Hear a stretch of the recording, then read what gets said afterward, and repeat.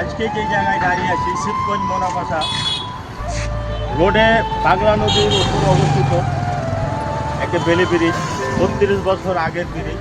ব্রিজটার বেহাল দশা আপনারা দেখতে পাচ্ছেন, ঝুঁকিপূর্ণ অবস্থায় আছে। যে কোনো মুহূর্তে ঘটে যেতে পারে একটি দুর্ঘটনা, যে কোনো মুহূর্তে ঘটে যেতে পারে একটি প্রাণনাশকের ঘটনা। তাই আমরা আজকে যে জায়গাটাতে আমি অবস্থান করছি, এই জায়গার ভিতরে অনেকেই চলাফেরা করছে, বড়ো গাড়ি চলছে না, যেসব গাড়িগুলো যাওয়া আসা করছে খুব ঝুঁকিপূর্ণভাবে যাওয়া আসা করছে। তাই আপনাদেরকে সচেতন করাচ্ছি। বাম পাশে দেখছেন একটি নবনির্মিত একটি ব্রিজ তৈরি হচ্ছে।